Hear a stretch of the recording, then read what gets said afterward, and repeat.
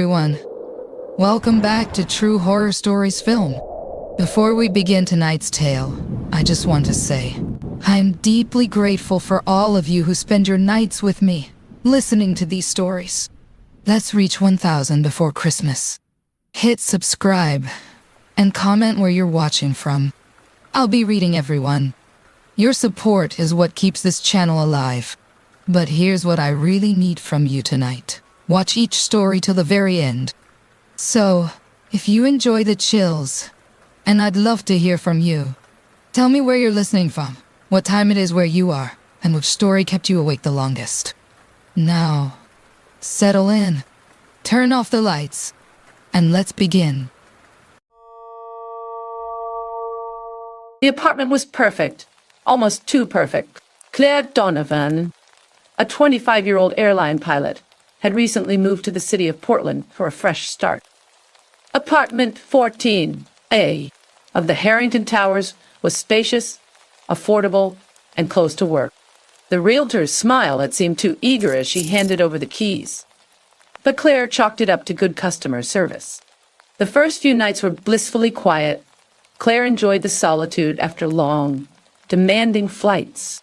Yet, from her first evening there, a curious detail gnawed at her, a faint humming noise that seemed to come from the vents. She tried dismissing it as the old building settling, but the sound was persistent, an almost human murmur weaving in and out of the quiet. On the third night, as Claire unpacked her final box, she noticed something peculiar, a small, delicate photo frame tucked between her belongings. She didn't recognize it, yet there it was, a black and white picture of a young couple standing in front of an ornate door. The man in the photo was grinning widely, but the woman's face looked blurry, almost as if the photo had been smudged. The ornate door behind them had the number 14A engraved in brass.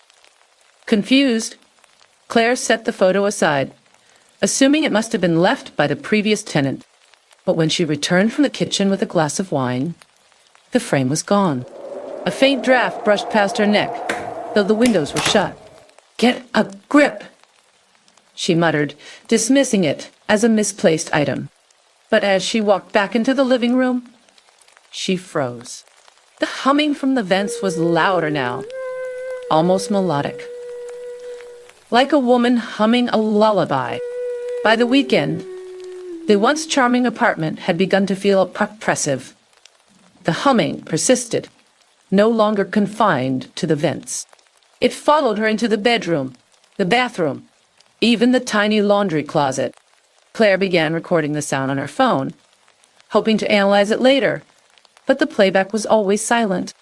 During a restless night, Claire woke to a sound she couldn't ignore, a soft tapping, like nails rapping against glass. Her breath caught as she turned toward the bedroom window. At first, she saw nothing. Then, faintly, she discerned a shape, a shadow, hunched and distorted, watching her from the other side of the glass on the 12th floor. Claire bolted upright, heart pounding. She approached the window cautiously, but when she drew back the curtain, there was nothing there, just the empty balcony, bathed in moonlight. She laughed nervously, trying to shake off the fear. Maybe she'd been dreaming. But when she turned back to her bed, her laughter died. The black and white photo frame was sitting on her pillow. Determined to get to the bottom of the eerie occurrences, Claire visited the building manager, Mr. Adams, a surly man who seemed perpetually annoyed by tenant complaints. His reaction to her questions was anything but reassuring. "Apartment 14A?" he asked, shifting uncomfortably. "That's odd. It's been empty for years before you moved in.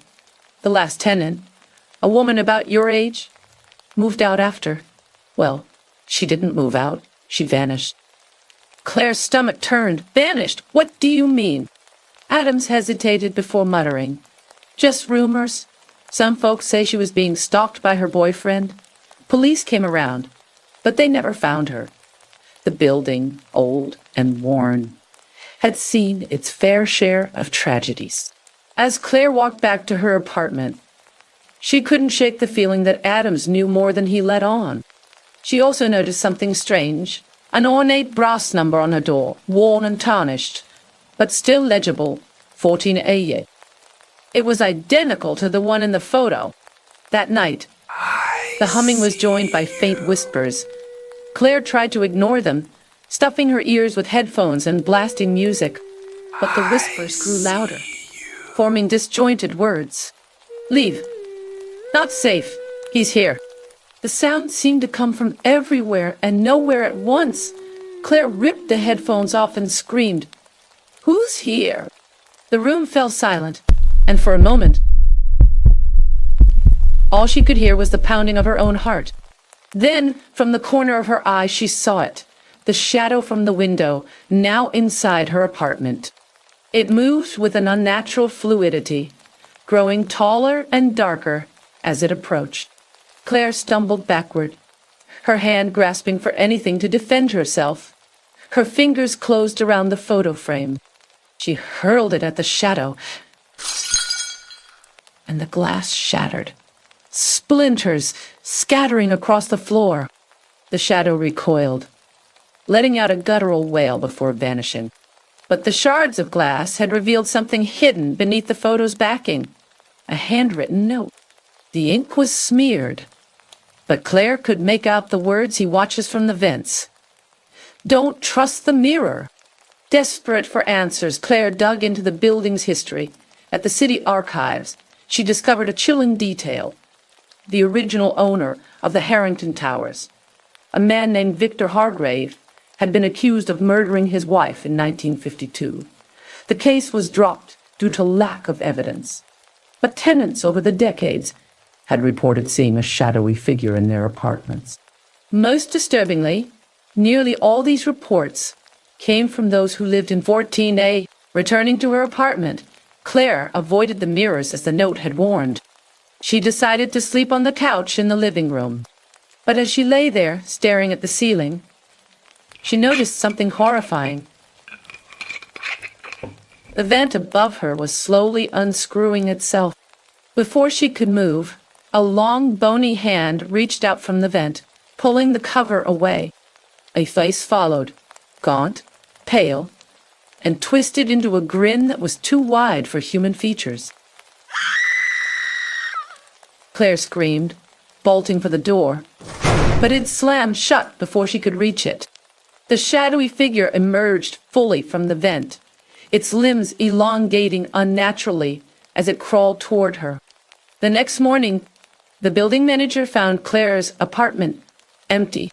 The furniture was undisturbed, her belongings still in place. But there was no trace of Claire herself. The only thing out of the ordinary was the brass number on her door, which had been polished to a mirror-like shine. Rumors spread quickly among the remaining tenants. Some claimed to hear screams late at night.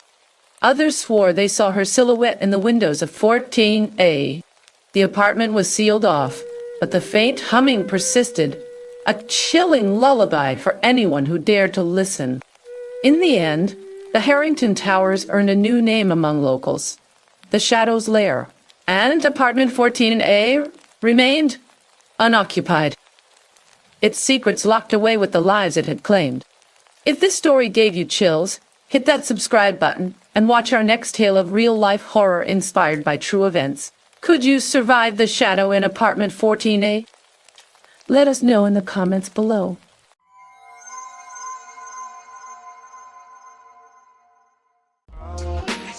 Dig into the water, dig into the water, dig into the water, dig into the water, flow, dig into the water.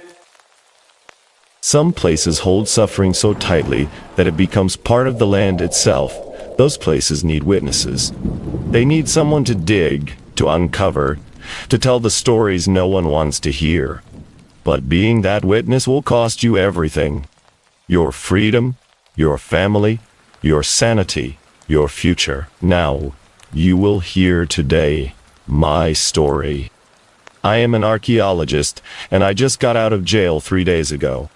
Not for what I did, but for what I could not stop my daughter from doing. The police think I am insane. My wife thinks I failed to protect our family. But I know the truth. Something in that camp got inside Emma, and it used her to finish what started decades ago. My name does not matter anymore. What matters is that someone hears the real story. Not the version the prosecutors are building. Not the narrative my wife tells her therapist. The truth.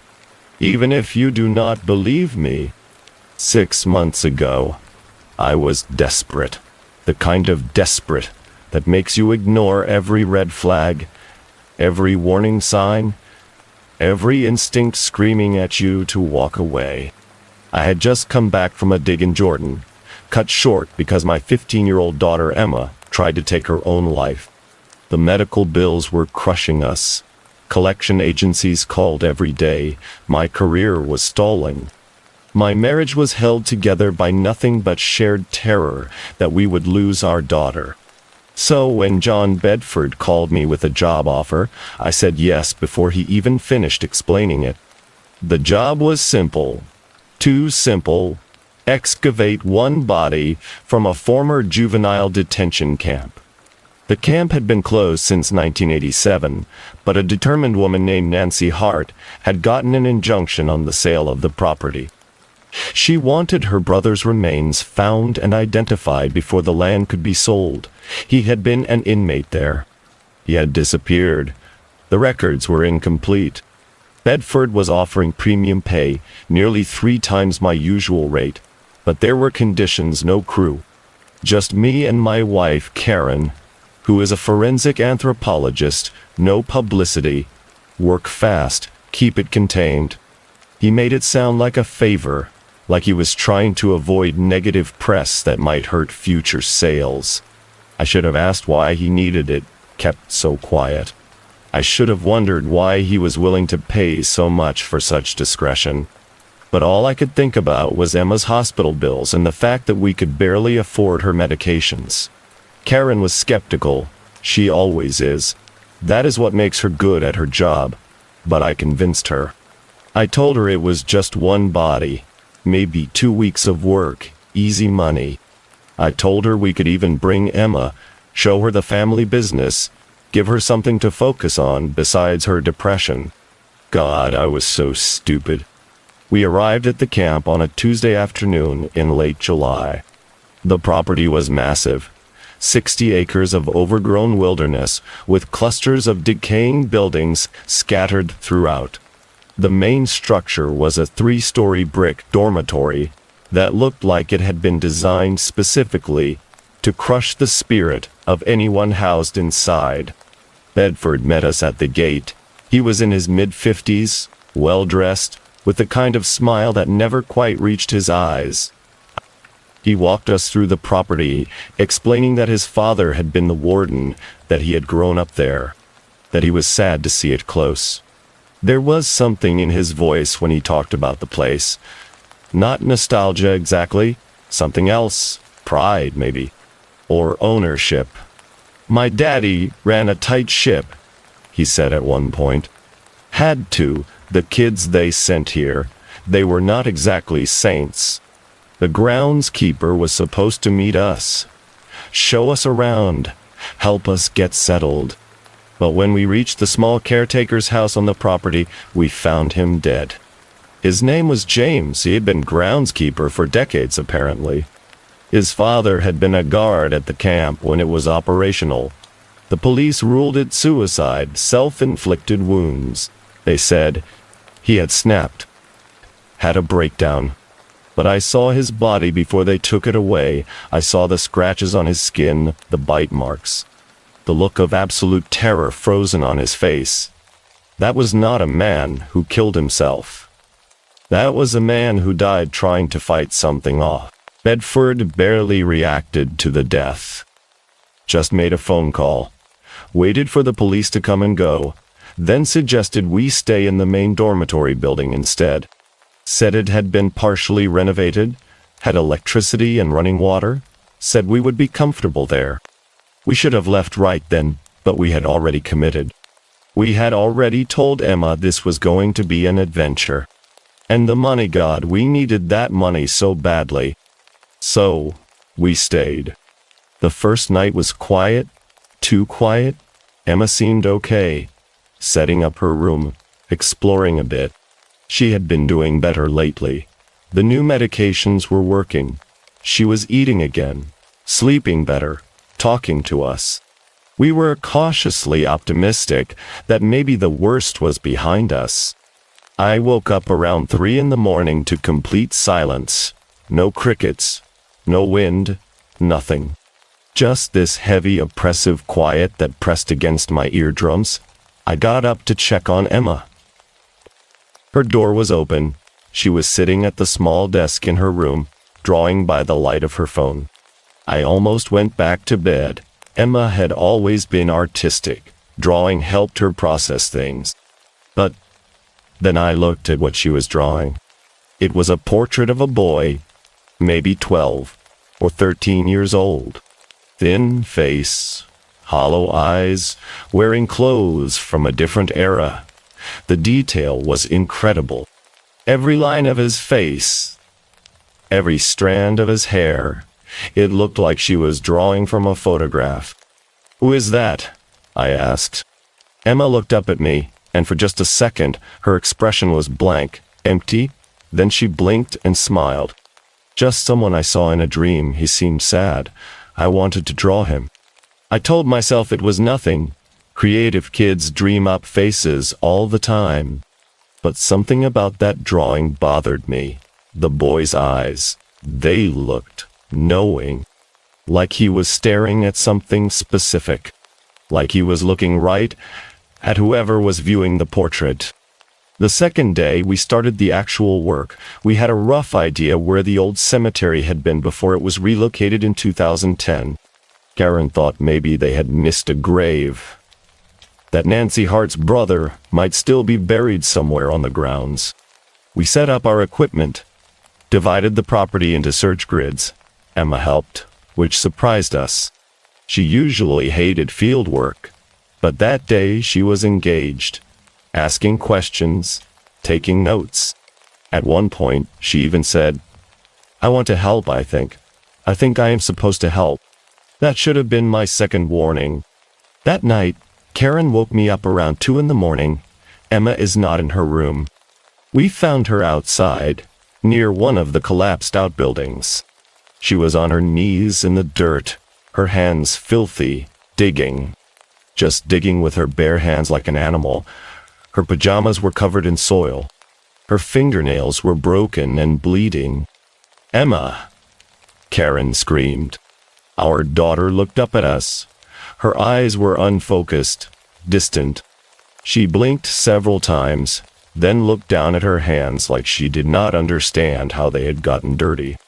I was in bed," she said. "I was asleep. How did I get here?" We cleaned her up, checked her for injuries. She had blisters on her palms, dirt under her fingernails, scratches on her arms, but she swore she did not remember leaving her room, did not remember digging. "Dad," she said as I was putting her back to bed, "do you ever sleepwalk?" I did. When I was a kid, it ran in my family. My father had done it too. Episodes triggered by stress or new environments. Sometimes, I admitted, when I was younger. "I think that is what happened," she said. "I have been really stressed about school, about everything. I think my brain just needed to work something out." That made sense.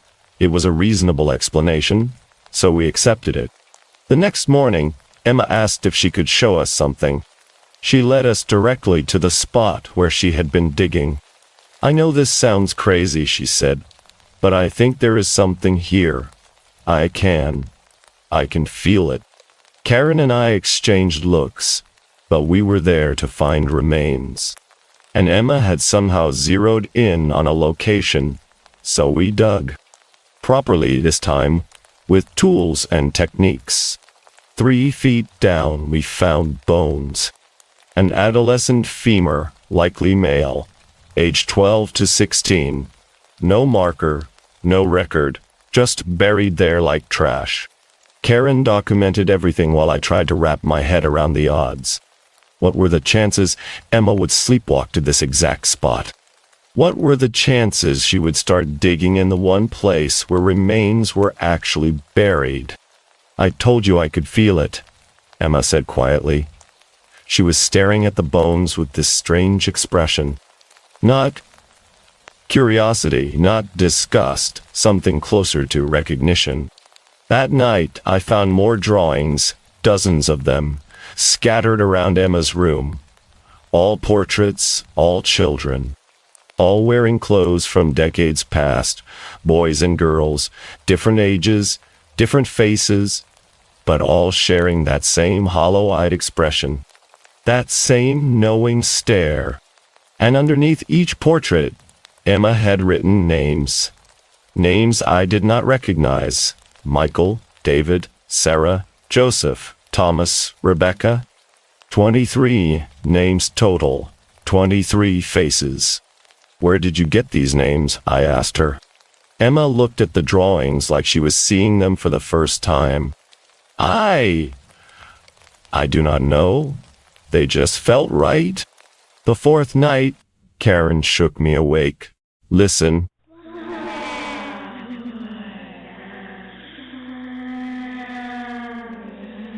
I heard it, singing, a child's voice, singing an old hymn I did not recognize. Dig until the water flows.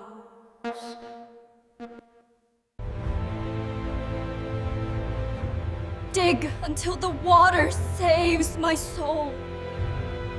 The song was coming from her. Except it was not her voice, it was higher, younger, with an accent from another era entirely. Emma, Karen said, shaking her gently. Emma, wake up. Our daughter's eyes snapped open. For a moment, they were completely black. No iris, no white, just solid black. Then she blinked, and they were normal again. What happened? She asked. Why are you in my room? She did not remember singing, did not remember the voice. When we told her, she started crying. Something is wrong with me, she sobbed. Something is really wrong. We held her. We told her it was just stress, just sleepwalking, just her mind processing the strangeness of being in a creepy old building. We told her we would see about calling her doctor, adjusting her medications. We told her everything would be okay. We were lying, we knew it. She knew it. But what else could we say? That we thought she might be possessed. That something in this place was using her. We were scientists. We dealt in evidence, in facts, not in supernatural explanations. The next day we found the journal. Karen was searching through the old administration building's storage room when she fainted, just collapsed. When she came to, she was white as paper, shaking, unable to speak for several minutes. I saw them, she finally whispered. I saw children, dozens of children they were. They were being hurt, tortured. I saw a man with a Bible in one hand and a rod in the other. I saw fire, I saw water, I saw... She could not finish. She just pointed to a metal filing cabinet in the corner. Inside was a leather-bound journal. The handwriting was immaculate, almost obsessive in its precision. It belonged to the camp's warden, Bedford's father. The journal detailed everything. The warden's philosophy of correction through suffering. His belief that troubled children carried demons that needed to be burned out, drowned out, beaten out. His methods, which he called baptism by fire and cleansing through pain. The journal documented 53 children who had died under his care. 53 children who had been buried in unmarked graves across the property. 53 children whose deaths were covered up. whose families were told they had escaped or been transferred. The last entry was dated September 19, 1987, 3 days before the camp was shut down by the state. The boy, Samuel Cole, fought the hardest. Took 3 full sessions before his spirit finally broke. He is with God now, as are all the others I have saved. Their suffering has cleansed them. They should thank me. I was physically sick reading it, Karen was crying, and Emma. Emma was reading over our shoulders, nodding like she already knew. Samuel, she said quietly. That is his name, the boy in my first drawing, Samuel Cole. How do you know that? Karen demanded. Emma looked at her hands, he told me. That night, Emma's episodes got worse. She stopped responding to her name. She would refer to Karen and me by other names. Guard Thompson, Guard Miller, names from the journal. Her voice changed. Sometimes it was high and young. Sometimes it was deeper, more masculine. Sometimes she spoke with accents we had never heard her use. Southern drawl, Irish lilt, Brooklyn tough. And she started giving us locations.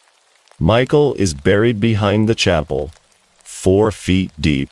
Sarah is under the basketball court, eastern corner. Joseph is in the basement of the dormitory, sealed behind the wall. We did not want to believe her, but we also could not ignore her. So we dug. And we found them, every single one, exactly where she said they would be.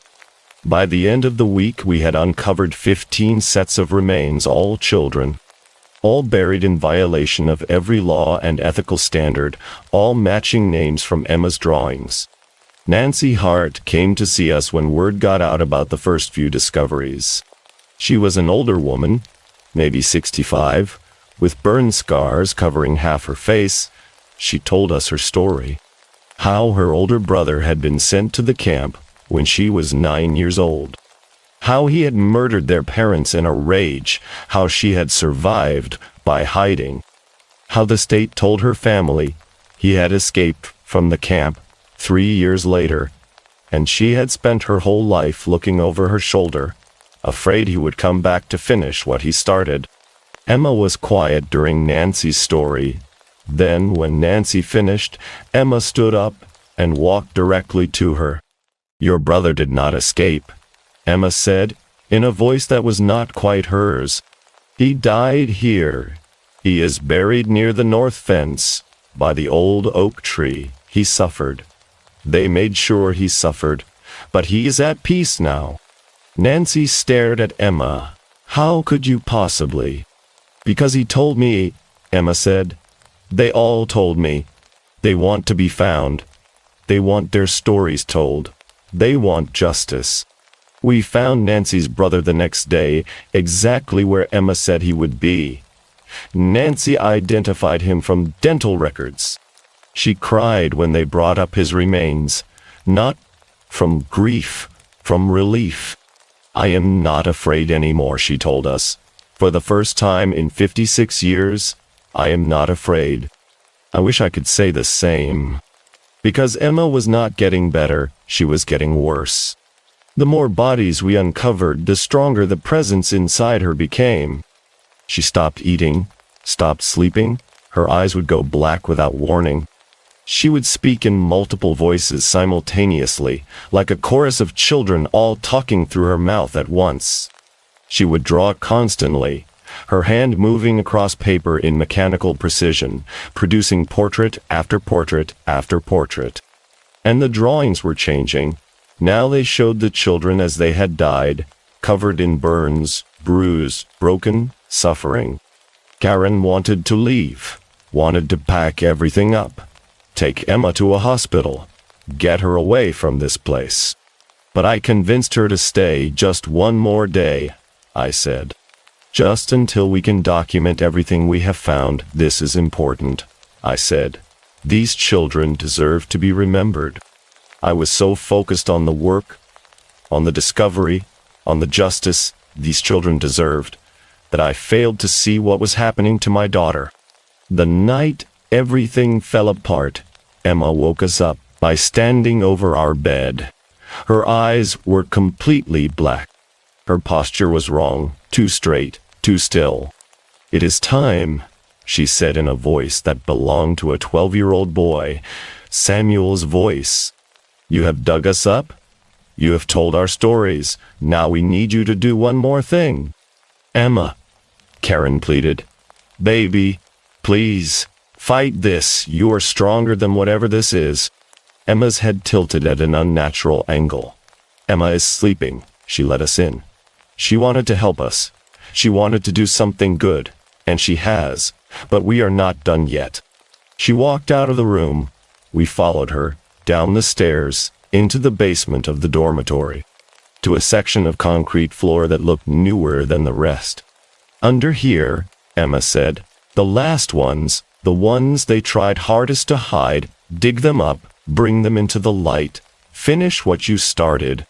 "Emma, we need to get you help," I said. "We need to take you to a doctor." She turned to look at me, smiled with teeth that seemed too sharp. "A doctor cannot help her. She is gone. We are using her now, and when we are done, we will give her back. But first, dig." Karen tried to grab Emma, to drag her out of the basement. Emma fought back, with strength that should have been impossible for a 15-year-old girl. She threw Karen across the room like she weighed nothing. Karen hit the wall hard, gasping for air. Then Emma turned to me. "If you do not dig, she dies. If you do not finish what you started, they both die. You wanted to find us. You wanted to tell our stories. So finish it. Dig until the water flows." I dug, with a jackhammer we had been using for concrete removal, breaking through the floor, terrified, my daughter standing behind me, breathing in that wrong rhythm, that plural breathing like multiple people exhaling at once. 3 feet down I hit them, bodies, so many bodies, piled on top of each other, children, teenagers, all showing signs of trauma, torture, murder. The main burial site, the place where the warden had disposed of the ones who died during his cleansing sessions. The ones he could not pass off as runaways or transfers. The ones whose suffering had been so extreme that even he could not justify it. 38 bodies, bringing the total count to 53, exactly as the journal had documented. Emma collapsed the moment we uncovered the last one, just dropped like someone had cut her strings. When she woke up, she did not remember anything after the first night. Did not remember sleepwalking or drawing or leading us to grave after grave. She looked at the dozens of portraits in her room and swore she had never drawn them. But it was too late. By the time Emma woke up, the police had been called. Bedford had been contacted, and the stories started to spread. The official narrative went like this: desperate parents, drowning in medical debt, exploit their mentally ill daughter to find graves they already knew about. They force her to dig, to draw, to perform for them like a trained animal. They traumatize her further in their obsession with the dead, caring more about their archaeological discovery than her well-being. Nancy Hart testified against us, said she saw us forcing Emma to work even when the girl was clearly exhausted.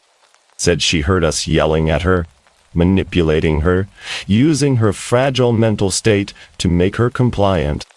The video footage Karen had taken on her phone showed only us. Just us. Attacking Emma, restraining her, making her dig. The spirits did not show up on camera. The voices did not record. It just looked like we were abusing our daughter. We were arrested and charged with child endangerment, exploitation of a minor, and battery. Karen's bond was set at $50,000. Mine was denied completely. The judge said I showed a pattern of manipulation and dangerous obsession. I spent 3 months in jail, 3 months watching my life fall apart through collect phone calls and my lawyer's grim updates. Emma was placed in psychiatric care. Karen was released but forbidden from unsupervised contact with our daughter. The excavation site was taken over by state authorities, who confirmed 53 bodies, all showing signs of systematic abuse and torture. Bedford disappeared before he could be questioned. The camp's records, conveniently stored in the administration building, were destroyed in a fire of unknown origin 2 days after our arrest. Nancy Hart gave interviews saying she had finally found closure, never mentioning that Emma had led us directly to her brother's grave. The children got their justice. Their bodies were recovered. Their stories were told. A state investigation was launched into historical abuse at the camp. Multiple families came forward with stories of loved ones who had disappeared there decades ago. But none of that mattered to the prosecutors building a case against us. My lawyer finally got me released on bail 3 weeks ago. The trial is set for next month. He says I should take a plea deal. 5 years for child endangerment. Avoid the exploitation charges. He says if we go to trial, I could get 20 years. Karen filed for divorce last week. I have not spoken to her since. I get supervised visits with Emma twice a week at a state facility. 30 minutes each time, with a social worker watching every interaction, taking notes. Emma looks at me like she does not know me. Or maybe like she knows too much. The therapist says she has dissociative disorder brought on by parental abuse. They have her on new medications, stronger ones. She barely speaks during our visits. But she still draws. Last visit, she was working on a portrait while I sat across from her, trying to make small talk about school, about her music, about anything that might reach through whatever walls she has built up. She slid the drawing across the table to me without a word. It was a portrait of me. Photorealistic. Every detail of my face, my expression, my exhaustion visible in the lines around my eyes. But I was not alone in the drawing. Standing behind me, their small hands resting on my shoulders, were children. Dozens of them. All the faces from her previous drawings, Samuel Cole in the center, his hollow eyes staring directly out of the page. And underneath, in handwriting that was almost but not quite Emma's, she had written, "Thank you for digging until the water flows.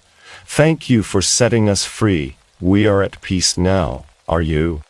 The social worker confiscated the drawing before I could respond. Said it was evidence of continued trauma, and that they would be discussing reducing my visitation rights. I have not seen Emma since. My lawyer called this morning with an update. The prosecution is willing to drop the exploitation charges if I plead guilty to child endangerment and reckless endangerment. 7 years. I would be eligible for parole in 3 if I show remorse and complete therapy. 7 years. Emma will be 22 when I get out. If she even wants to see me. Karen left me a voicemail yesterday. Her first communication in weeks. Her voice was flat, exhausted, empty. Emma asked her therapist why she keeps dreaming about children who call her their friend. She draws them every night. The doctors think it is her mind creating a support system to process trauma. They think she invented these dead children to cope with what we did to her. A long pause, then. Did we do this? Did we hurt her? Because I cannot remember anymore what was real, and what was, I do not know. I watched the videos. I see us restraining her, forcing her. But I remember spirits. I remember voices. I remember her eyes going black. Another pause. I do not know what is true anymore, and I do not think it matters.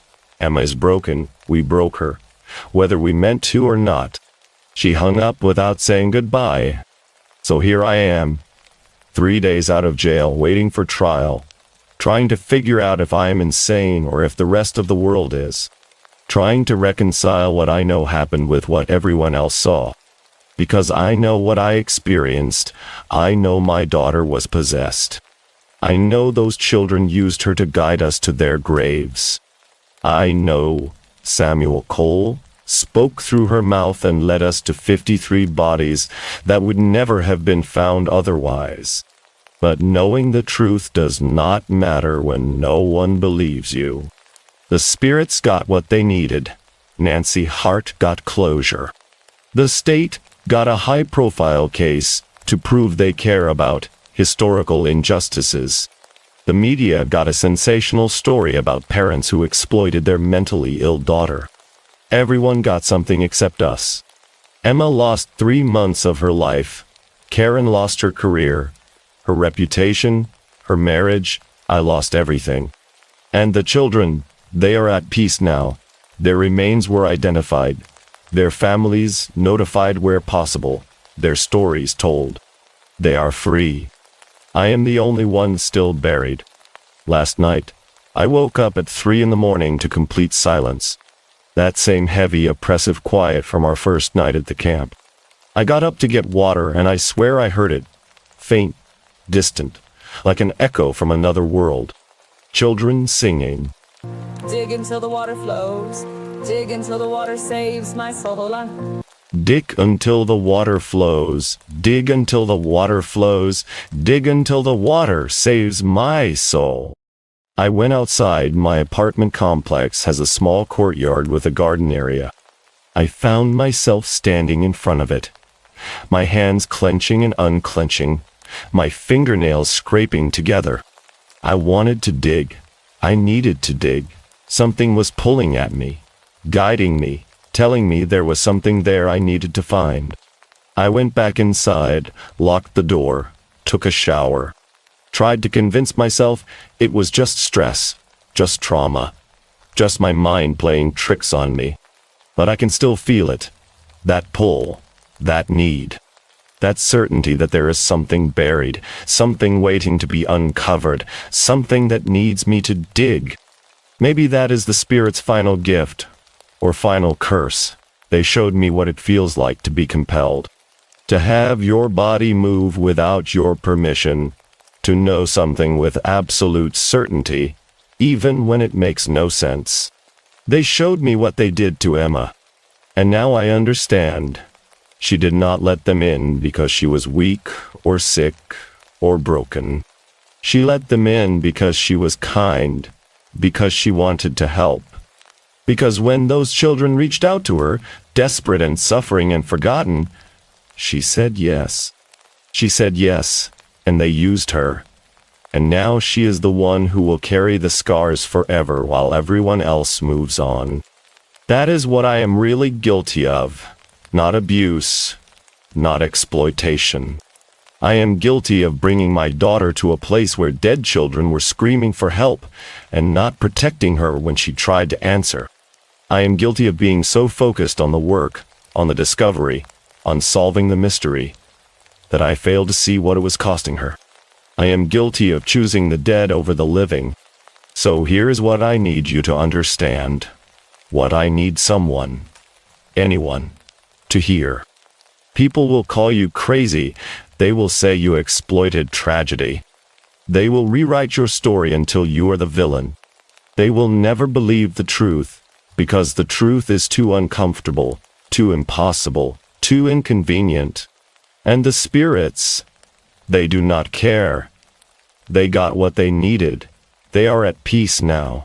You are the one left holding the shovel, covered in dirt, trying to explain why you dug up graves you did not know were there.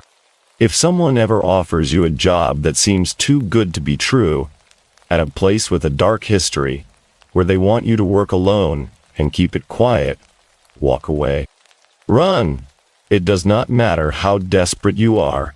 It does not matter how much you need the money. Because some jobs are not about excavating the past. They are about burying your future. I should have walked away when I saw James's body, torn apart by something he tried to fight off. I should have left when Emma started sleepwalking with dirt under her fingernails. I should have listened when Karen said something was wrong. But I did not. Because I was desperate, because I was proud. because I thought I was strong enough to handle whatever darkness was buried there. I was wrong. The darkness did not destroy me. It used me. It used my desperation, my pride, my expertise. It used my daughter's kindness and my wife's love and our family's fragile hope that maybe things would be okay. It used all of us to set itself free. And now we are the ones trapped. In legal proceedings, in therapy sessions, in our own minds trying to figure out what was real and what was something else entirely. The spirits got their justice, the camp secrets are exposed. The children are finally at peace. Their bones respectfully buried, their names remembered, their suffering acknowledged. And I am here, waiting for trial, watching my daughter draw pictures of the friends only she can see, wondering if I am the hero who gave voice to the voiceless, or the monster who destroyed his own family. Maybe I am both. Maybe that is the real horror. Not that evil exists, not that places can hold suffering, not even that the dead can reach out and use the living to tell their stories. The real horror is that sometimes doing the right thing, answering the call, bearing witness to injustice, sometimes that destroys you anyway. Sometimes the cost of justice is your own life. I would do it again. That is what keeps me up at night, even knowing what it cost me. What it cost Emma, what it cost Karen, I would do it again. Because those children deserve to be found, they deserve to have their stories told. They deserve justice. But I would protect Emma better.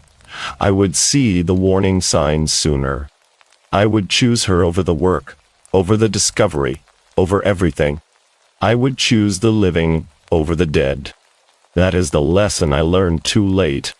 The dead will take everything you give them and more. They are patient. They are desperate. They are beyond concepts like fairness or restraint. They will use you until there is nothing left to use. And you, in your arrogance or your kindness or your desperation, you will let them. Because you think you are strong enough. You think you are helping. You think the cost will be worth it. You are wrong. Be careful what you dig up. Be careful what calls you answer. Be careful when the dead reach out their hands, because once you take hold, they will never let go. And when they are done with you, when they have gotten what they needed and moved on to their peace, you will be left standing in the ruins of your life, trying to explain to people who will never believe you why you did what you did. The trial starts in 3 weeks. My lawyer wants me to show remorse. To admit I made poor decisions, that I put my work above my daughter's well-being. That I should have gotten her help instead of bringing her to that place.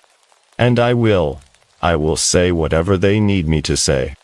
Because maybe, if I take the plea, if I accept the blame, Emma can start to heal.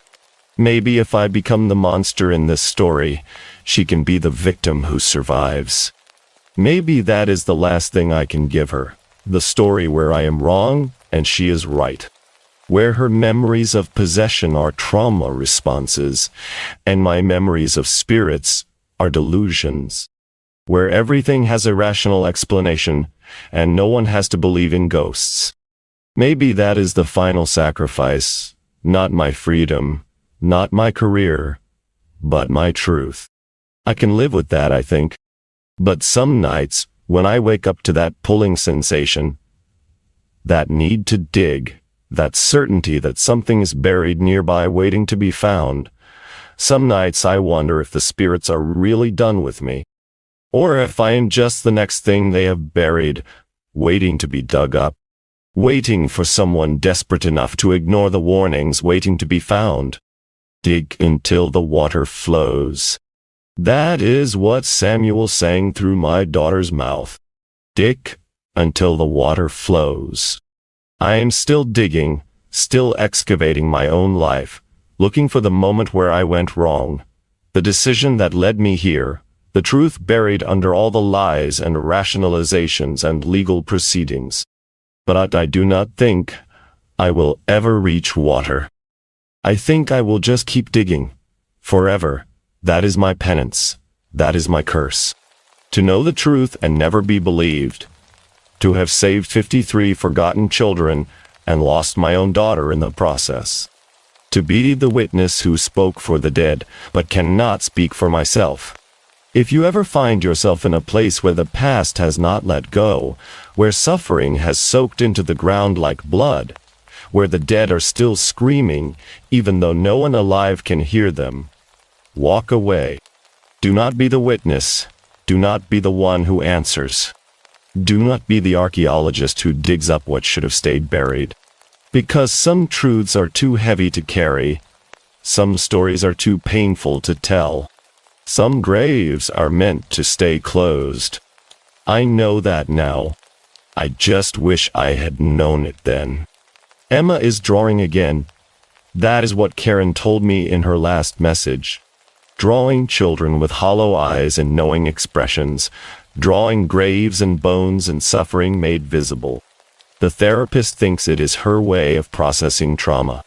Turning her abusers into abstract concepts she can control through art. But I know what those drawings really are. They are thank you notes from children who are finally free to the girl who let them speak through her. Who gave them her body, her voice, her sanity, so they could finally rest. Emma saved them. Not me, not Karen, not our excavation, or our documentation, or our expertise. Emma, my 15-year-old daughter who was kind enough to say yes when the dead asked for help. She is the hero of this story, even if no one knows it, even if she does not remember, even if the cost was everything she had. I hope someday she understands that. I hope someday she knows what she did mattered. That 53 children are at peace because of her. That justice was served because she was brave enough to be the vessel. I hope she forgives me for not protecting her from that choice.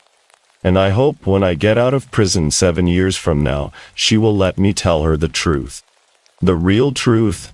Not the version the courts accepted, or the therapist believes, or the media reported. The truth that she is stronger and braver, and more important than she will ever know. The truth that she did not break. The world just could not understand what she was carrying. That is what I am really digging for now. Not graves, not bodies, not evidence. Hope that someday the truth will matter again. That someday someone will believe. That someday the witness will be heard. Until then I dig. And I wait. And I remember. 53 children, 53 names, 53 stories finally told. All because my daughter was kind enough to listen when the dead called out. That has to mean something. That has to be worth something. Even if the only thing it was worth was everything we had.